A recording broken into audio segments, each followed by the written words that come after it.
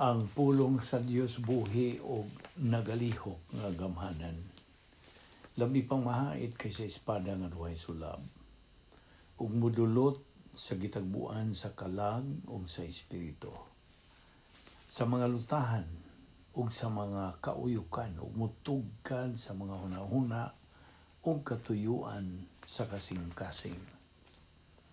All Scripture is God-breathed and is profitable for doctrine, for reproof, for correction, for instruction in righteousness, that the man of God might be mature, thoroughly furnished unto all good works. Paningkamuti pag-ayo ang pagpakita sa imong kaugalingon sa tubangan sa Dios ingon nga iyang nahimutan, usa ka magtatrabaho nga dili kinahanglan magakaulaw, nga sa hustong paagi magapanudlo sa pulong sa kamatuoran. Psalm 73:26 says, "My flesh and my heart may fail, but God is the strength of my heart and my portion forever." Psalm 119:105, "Your word is a lamp unto my feet and a light unto my path." Isaiah 55:8-9, "My thoughts are not your thoughts. My ways are not your ways, saith the Lord. For as the heavens are higher than the earth, so are my ways higher than your ways, and my thoughts than your thoughts." Jeremiah 29:13, "You will seek me and find me, if you will search for me with all your heart." Matthew 12:31-32 says, "Wherefore I say unto you, all manner of sin and blasphemy shall be forgiven unto men, but the blasphemy against the Holy Spirit cannot be forgiven. Wherefore I say unto you, whosoever speaketh a word against the Son of Man, it shall be forgiven him. But whosoever speaketh against the Holy Spirit shall not be forgiven, neither in this world, neither in the world to come." 2 Peter 3:9, "God is not willing that any should perish, but that all should come to repentance." 1 Timothy 2:4, "God wills that all will be saved and come to the knowledge of the truth." John 3:18, "He who believes in him is not condemned, but he who does not believe is condemned already, because he has not believed on the only begotten Son of God." Acts 4:12, "Neither is there salvation on any other under heaven given among men, whereby we must be saved." Sa dili pa kita magapadayon sa atong tulumanon sa pagtuon sa pulong sa Dios ni ining adlaw, we need to confess our sins. Kung ikaw sa kamagtutuo ni Ginoong Jesucristo, gimanduan kita nga atong limpyuhan ang atong kalag. Meaning, atong isugid ang atong mga salang nabuhat ni ining adlaw. Kay kini mahimo lamang babag sa atong pagtuon sa pulong sa Dios. Dili makatudlo ang balang Espiritu Santo kanato kung nakita gitiner nga mga sala. So, 1 John 1:9 says, "If you confess your sins, God is faithful and just to forgive you of your sins and to cleanse you from all unrighteousness."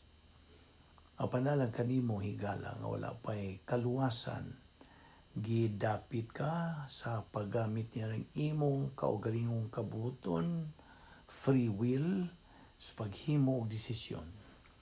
The most important decision you can make in your entire life, ang desisyon sa pagdawat, pagtuo kang Ginoong Jesucristo nga imong manluluwas.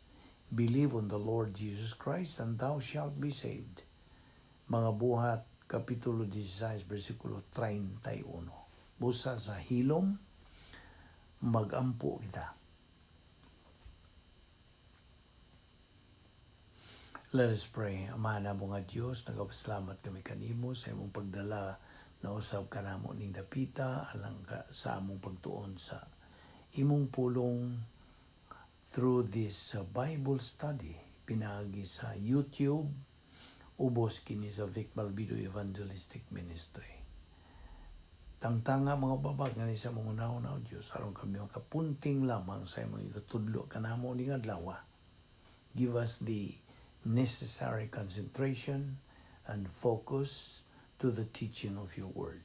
Kayong tanan namong gipasalamatan sa ngalan ni Ginoong Jesucristo. Amen.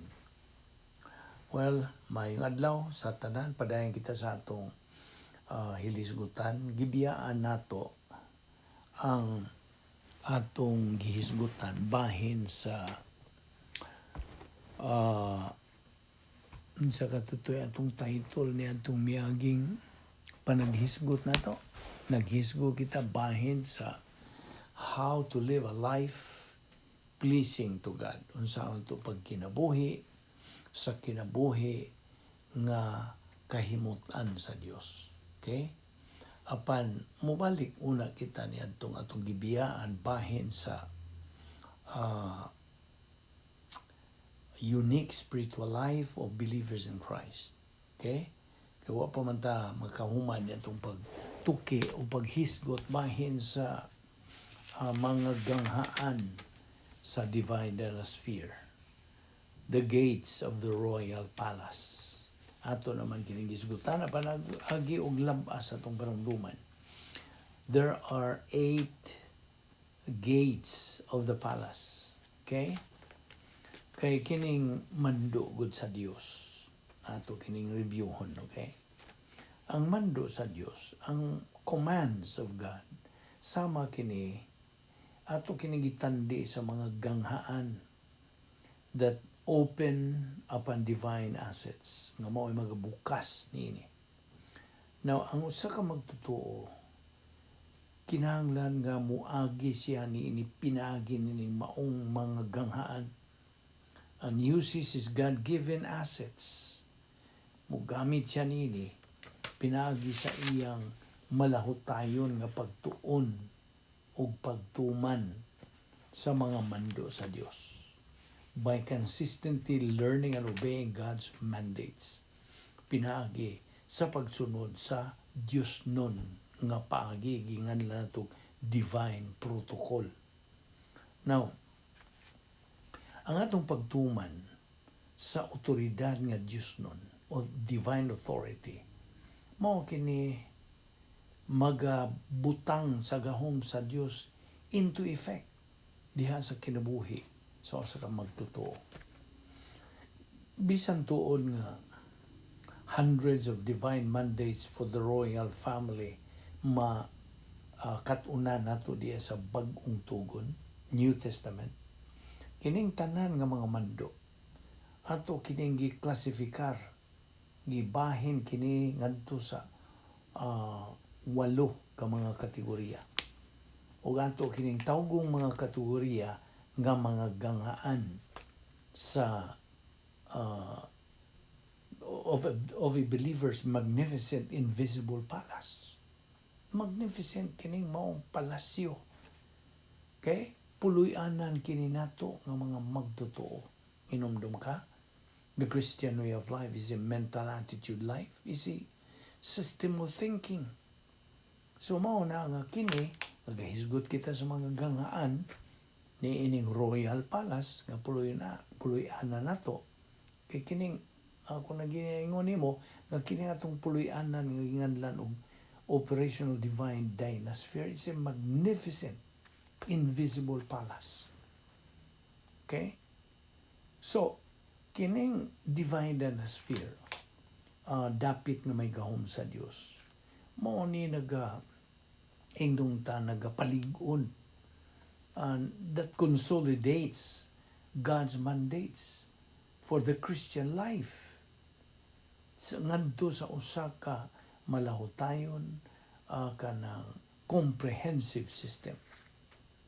Now, kung maghisgot kita niini, ang divine dynasty maugmad lamang in detail, but here ana ay brief description sa 8 ka mga gangaan nga igo na kaayo kini. This will suffice along with examples of divine mandates pertinent to its gate na may kalabutan sa matag gangaan.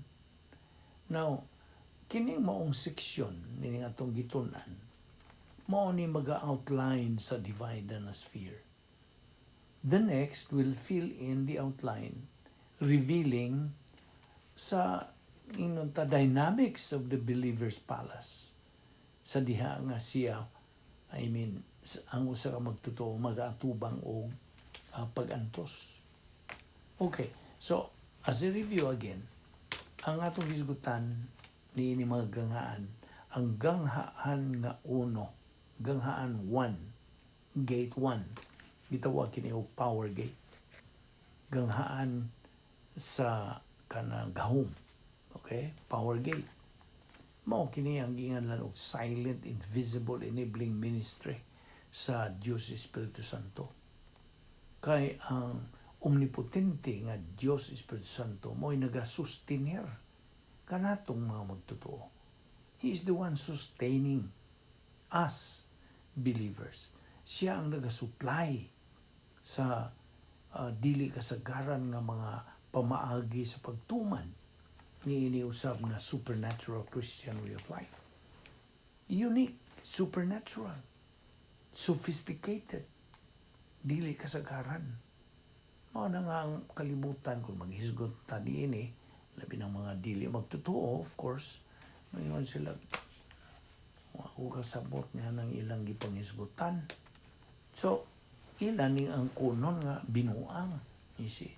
Naman na sa pulong sa Dios kung maghisgon tabahin og mga espirituhan ng mga butang may kalabutan sa Dios kana alang kanila mga binuang. Hindi man sila makasabot because kini mga butang atong hisgutan must be kanang understood, must be discerned through unsa Diyos nun nga pamagi usab Espiritu Santo ang nagalihok nini. Watay atuan nini, grasya ra ning tanan. Manang mando sa Episo 5:18. Nagaingon, be filled with the Spirit. Pagpapuno sa Espiritu Santo. Keep walking by means of the Spirit. Padayon sa paglakaw pinaagi sa Espiritu. Galatia 5:16. Okay mo ka ni gate 1. Ang gate 2, okay ato lang guding lakbitan, no? Aron di ta masango ba niini. So gate 1, power gate. Gate 2, the gate of basic Christian modus operandi. Okay, I hope na sabtan na nimo ka na. Kung bahay niya na. Apil na niini ang mga rebound technique o ang mga grasya nga pamaagi sa Dios. O pinaagi usab sa faith rest drill. See? Unsa pa? Kanang pagbaton na nimo sa paglaom ni hope. Kay ang hope sa usa ka magtotoo is the anticipation of promised blessings and is initial basis for motivation. Now, okay, so mo ka ng gate 2. And to this gate 3, gingon ka na og the gate of enforced and genuine humility. Now, of course, kining bahina, sinigsud ni mo niya na pinagi ni mo ang ganghaan, sugod ka na diya sa pagdisiplina sa mong kaugalingon sa pagkamapausanon. Okay? Kaya kini mo develop, maugman lamang kini, maong enforced humility ngadto sa genuine. Nga tinuod ni God, lunsay, timos, bugos, nga pagkamapausanon. Kaya imanduan nun ta sa 2 Pedro 5:5b ngadto sa versikulo 6. Clothe yourselves with humility toward one another. For God is opposed to the proud, but gives grace to the humble. Humble yourselves, therefore, under the mighty hand of God, that He may exalt you at the proper time. No ni gate 3. Okay? Karon mo ta sa gate 4. Ganghaan 4. Mao na ni ang the momentum gate. The momentum gate is designed for intake, metabolism, okay? O ang paggamit sa pulong sa Diyos which cause spiritual growth. Mao kini ang makapatubo kanato spirituhanon o sa pag-ugmad sa atong personal nga gugma ngadto sa Dios. Kasabot ka? Mao kini kalanon as we already studied. Ang pulong sa Dios may kalanon sa atong kalag. Man does not live by bread alone, but by every word that proceeds from the mouth of God. Na sa Mateo 4:4 ug sa unsa Deuteronomio 8:3. Okay? So mo na ang momentum gate, momentum. Mo hibaw naman ka kung sibot pa sa momentum. Pagpadayon ba? Pagbuylo sa imong Kristohanong pagkinabuhi. Way hunong na, way lingiay na. Padayon gyud pagtutok ngadto sa unahan, pagsibok ngadto sa unahan. Onward. Dili backward. Okay. So mo na ang gate 4. Adto ta karon sa gate 5. Ang gate 5 gitawag kini og gate of spiritual self-esteem.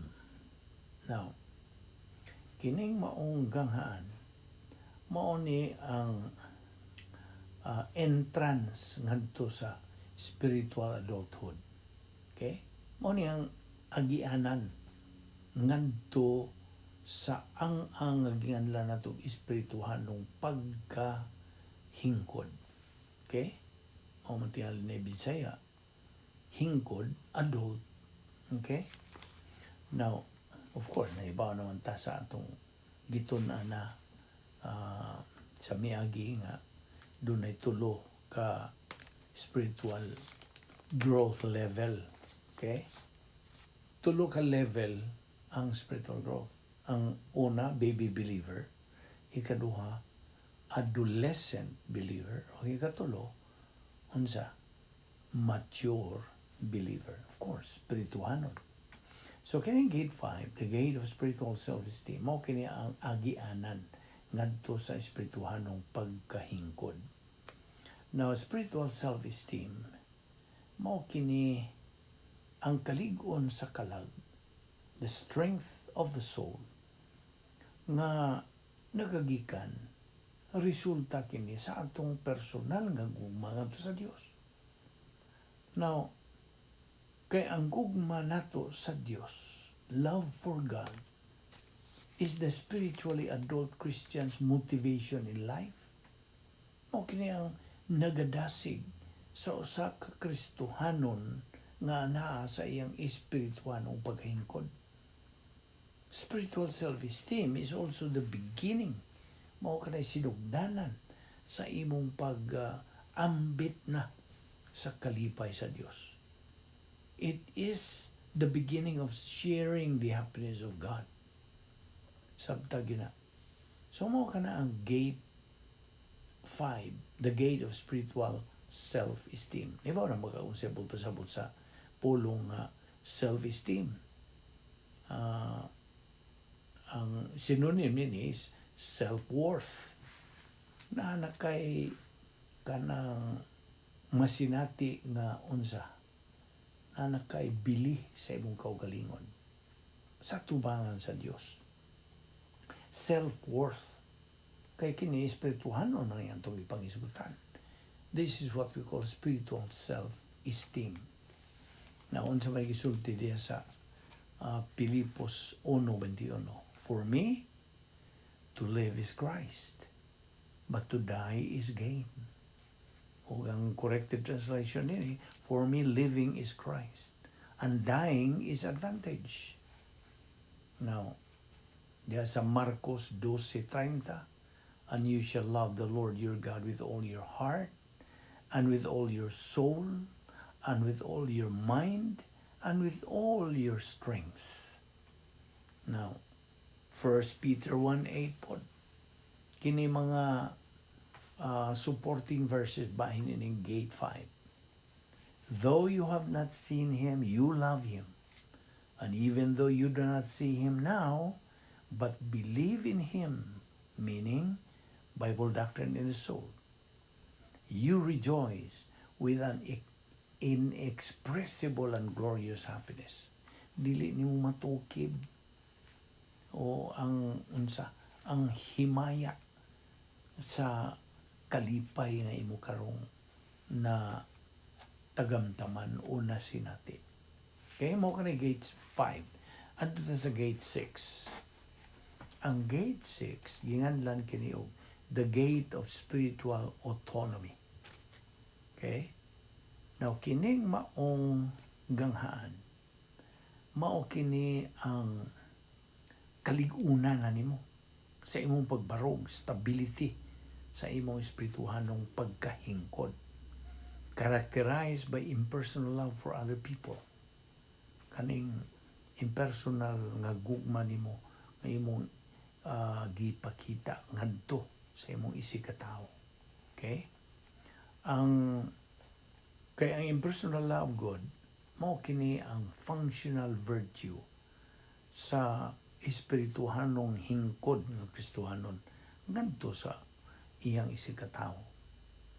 Now, deriving its strength from the virtue of the believer himself, rather than being limited by questions of attractiveness or compatibility with others, kining impersonal love, mao kini ang inunta katukuran, foundation of every correct mental attitude toward people. Okay? Okay? Ato maning sige balik-balik yun nga. It's a system of thinking kining atong espirituhanong pagkinabuhi. Mao na nga sa diha nga ikaw magagamit na pulong sa Dios in relation nga to sa imong isig ka tao, isig ka ingon, then mo gamit ka na nining maong doktrina nga impersonal love. Kay kini galamiton man ni alang sa uban nga mga katawan, ubang sakop sa kaliwatan sa tao. Apan kung bahin na sa gugma nato ngadto sa Dios, kana dili na impersonal kundi personal nga gugma ngadto sa Dios. Okay? So mo nang Marcos 12:31 nag-ingon, you shall love your neighbor as yourself. Ug Mateo 5:44 pod nag-ingon, love your enemies and pray for those who persecute you. Okay? So, mo ang gate 6. Karon ato sa gate 7. Ang gate 7, ganghaan 7, mao kini ginganlan og the gate of momentum testing. Now, naibaw ka naman og unsay but pasabot nining momentum test. Okay? Pagsungay kini sa atong pagka mapadinayunon sa pagtuon sa pulong sa Diyos. Testingan ba? Kung asa kutob sa kalig-on na gyud ang atong pagkahiluna diha sa grasya. Okay? So, testingan. Okay.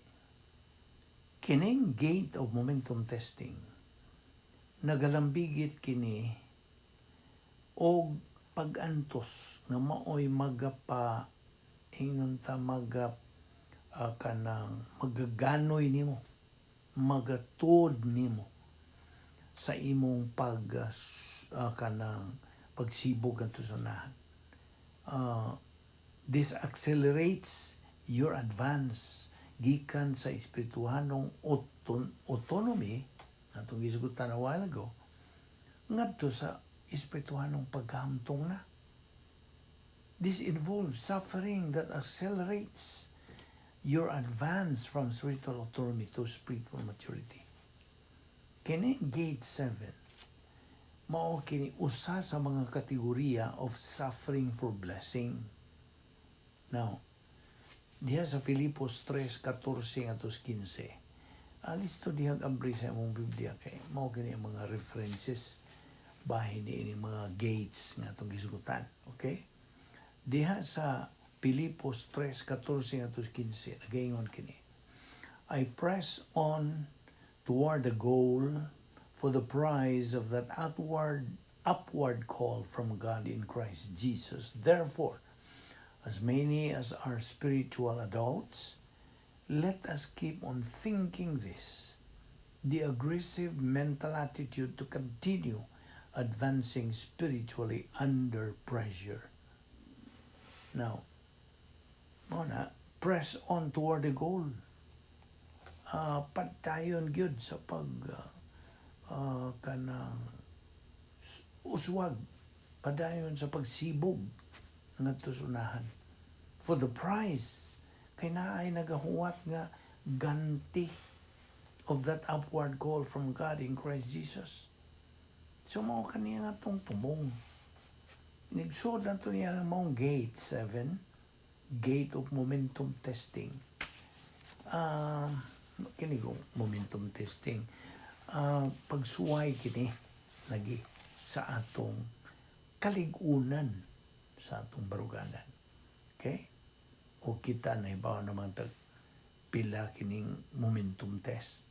8 momentum test. Okay? Okay, ato ning hisguta gamay. Kining momentum tests pagsuway. Ang una yung mo test nato sa atong baruganan. O atong kinaya magasasala. Old signature. Mo test kina kanang suway gani. Abe tanaw nato unsa ra gyud kalig-on ning iyang baruganan karon. So muko adi na gini mukuhit kining old sinidyo kaniya na mahingtapot naman sa tanang silda sa atong lawas. Kini iyang makasasala. Ngayon tukmod na to sa pagbuhat ng mga sala. See? Mao na nga kining atong old signature mo mugara inunta mutuod na to. Aron kita mga angin mo nang moingon ang old signature. Sige na. Andar na. Pagbuhat na ning mong sala. See? Mao na ang pagsuway nato unsa kalig-on gyud ang atong baruganan. Old signature test. Sunod, people testing. Mga tao, tingali nga itong mga hinigugmas kinabuhi, mga kaila, mga higala, mga silingan, mo suway sa atong baruganan. So, mga tao. See? Okay. Ang sunod, unsa may sunod? Thought testing. Ang atong panguna-una, testingan. Musuway ginis pa yung, di na tinuon. Ayaw na padayon na. Nisi mo ka na, testingan ang atong panguna-una. Kung lig-on na bagyo ng atong panguna-una. Nga nag-grounded na yun, tisok na yun. Diha sa pulong sa Diyos. So, ang sa sunod, systems testing. Ang mga sistema, kinagalimutan na, gidumala ni Satanas. Ang mga sistemang Satanas, iyaha, dautan, evil. Unsa tiyo policy ni Satanas? Kung na ay policy ang Diyos, naapod siya. Si Satanas, ang iyang policy is evil. Dautan. Ang iya sa Diyos unsa? Grasya. Mo na nag-away kining bingkil kining grasya versus unsa? Dautan. Grace and evil. So kita pa pilion niya na unsa may itong pilion? Dautan ba o ang grasya? You see? So, nagatanaw ang Diyos sa iyang omnisciente, iyang pagkasayod sa tanan, naibawan tanan, unsa imo pilion. Kasabot ka? Okay. So, mao na nga nagatutok kita karon sa atong ganti nga pamuton. Okay. Padayon taon sa itong ubang momentum test, nahuman naman itong old signature. Karon people. Sunod, unsa? Thought ang atong pangunahon mo suway nato. Sunod, systems. Sunod, arrogance complex. by nature kita mga tao yun na yung murag musina mubati ka na ba nga na ay kinaiya na itong mga katawhan nga mampahitason. You see? Maunay kinaiya sa kinaiyang magsasala. That is the essence of the old signature. Arrogance complex. Nga, testingan nga, sige, daghan na magkagdoktrina. Testingan nga itong doktrina, be. Ayaw na sa anong doktrina. Ariyo sa tas mga kahilayan, mga kalipayon, na ay mga kanang mga hudyaka. You see? So, hangtod nga murag mubati nagkagpagka mapahitason. Arrogance na. Kay kalagi gitistingan ang imong ang imong kinaiya. Ang kinaiya magasasala, of course, mo kanang mo tukmod na to sa pagbuhat niya ng maong pagpakasala. So, arrogance complex. Sunod. Karon adto na sa hatred complex. Pagdumot na. Unya, unsay sunod? Kaya giingon naman na ang ato yung memory aid ni is Upcha HDP. Upcha HDP. Karon hatred complex. H hatred, D adto na punta sa unsa. Lain na pod nga pag testing kini. Okay? Atong i-recall, ha? Sa di patamos padayon gyud sa unahan. Atong timan-an kining na ay memory aid ni. Okay? Ang una ni hinumdum ka, old signature. Ngay mo suway ka na to. Sunod, people. Sunod, thought. Itong pangunahuna. Sunod, systems. Iyang Satanas. Ang sunod, arrogance complex. Unya, ang sunod, hatred complex. Magdumot na ka. Nakaron ang ikaunom, ang naming kapito. Unsa may kapito? Ibaw ka unsa? Disaster testing.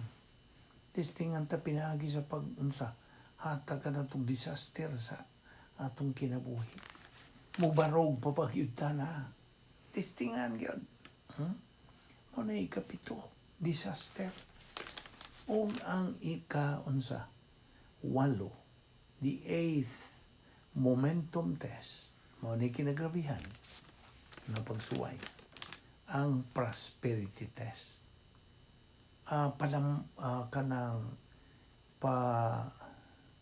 Pauswagon ka. You will be kanang blessed. Pauswagon ka. You will be kaning prospered sa imong kahimtang. Daghan na kag kwarta, daghan na kag mga katigayunan, daghan ka na mga negosyo baka. So, testing ka na kung ikaw magpabilin pagbarog diha sa pulong sa Dios sa imong baruganan ingon nga Kristohanon. You see? Mao ni ang 8 momentum tests na atong atubangon. Tanan na itong mga Kristohanon na ba? Na ang pangutan na hindi abot na niya na ba kay kaligon diha sa imong baruganan. Andam ka na ba? Na di mo punta noon suwayan ni ini kung di pa ta andam. Sa pagtanaw sa Diyos nga andam ka na, ligon ka na, testingan ka. O bantay. Sa panahon nga mo lampos yung ganing 8 ka mga momentum test. Then, tuwa nang imong prize, giandam na. Press on toward the goal for the prize of that upward call from God in Christ Jesus. Therefore, as many as are spiritual adults, let us keep on thinking this. Aggressive mental attitude to continue advancing spiritually under pressure. Philippians 3:14-15. Mao na. Sa diha nga ikaw nilampos, you become kanang victorious, and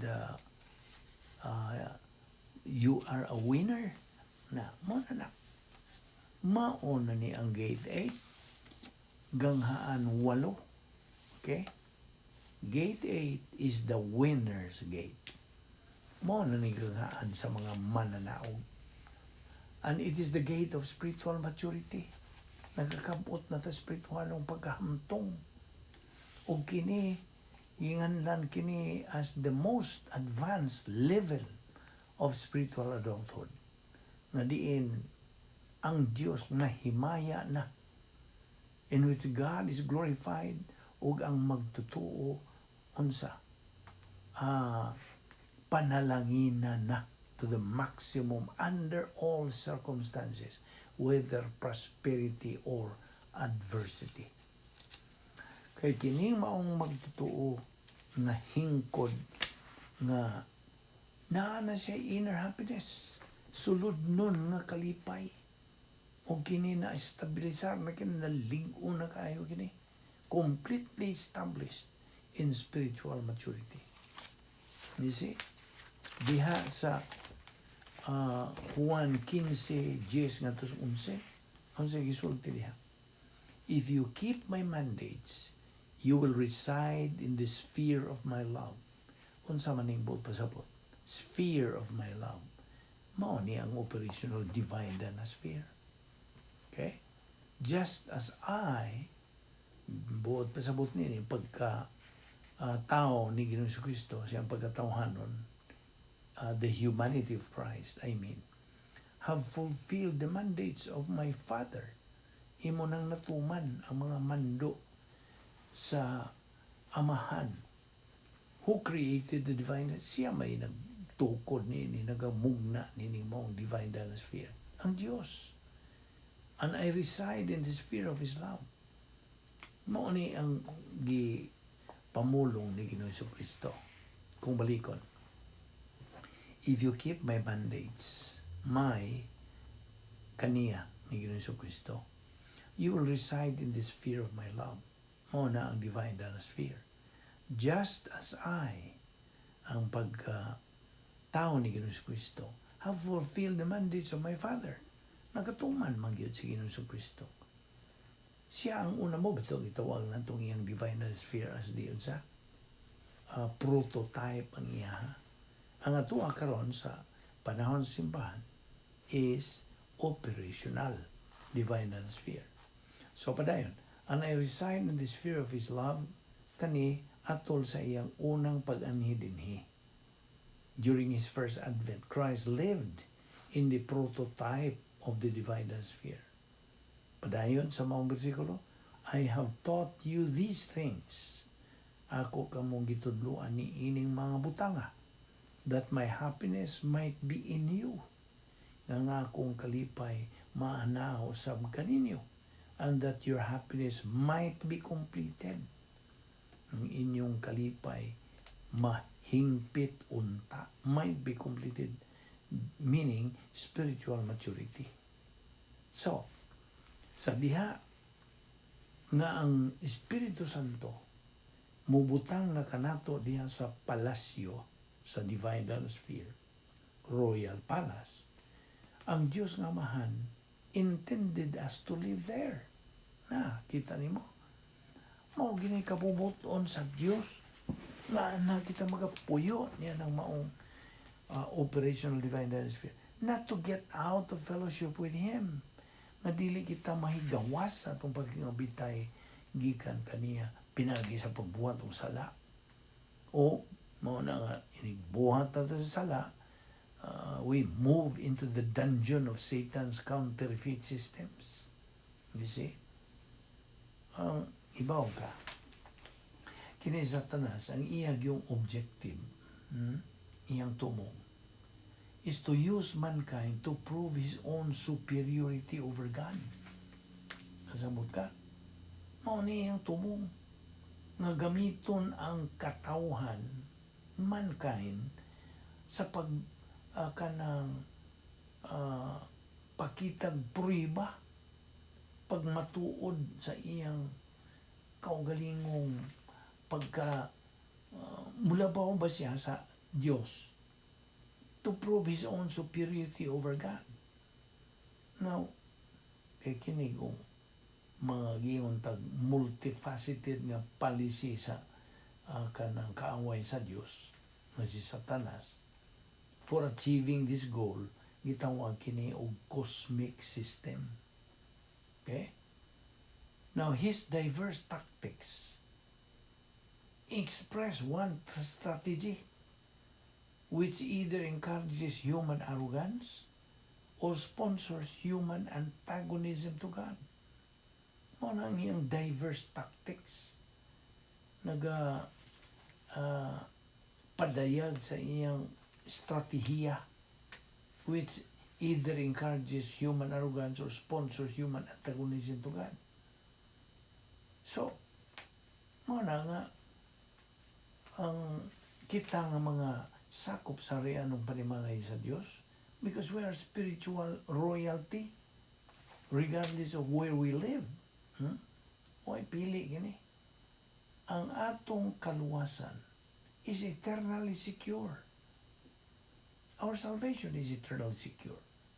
Apan, gikinahanglan nga kita magapuyo yan ang atong palasyo aron kita makasulbad sa mga suliran, the problems of suffering and to grow spiritually. Now, ang plano sa Dios calls for us to handle suffering from inside the palace. Anhara na ito masulbad ang atong mga pag-antos diha sa suod. Di na ito masulbad gini diha sa gawas. Kasabot ka? Only in the palace is His omnipotence at our disposal for handling the problems of life. Sabta gina. Di kita makasulbad sa itong mga suliran, bisa kung sa matang sa mga suliran, kung tuwa kita sa gawas. Only in the palace, inside the palace, nga ang iyang pagka-omnipotente, ang pagkalabaw magkagahom, at our disposal for handling the problems of life. So diha, nahuman kini atong paghisgot ining 8 gates of the royal palace. So akong labaso na usab, gate 1, the power gate. Hindi ba nagkakonsepto pasabot? Gate 2, the gate of basic Christian modus operandi. Gate 3, the gate of enforced and genuine humility. Gate 4, the momentum gate. Gate 5, 5, the gate of spiritual self-esteem. Number 6, gate 6, the gate of spiritual autonomy. Gate 7, the gate of momentum testing. Ug ang gate 8, the winner's gate. Ato ni padayon og ba? Ayo si Piata ang sumpay nini kay niya pay daghan na itong tukion ba hiniining 8 gates of the royal palace. Magampo ta.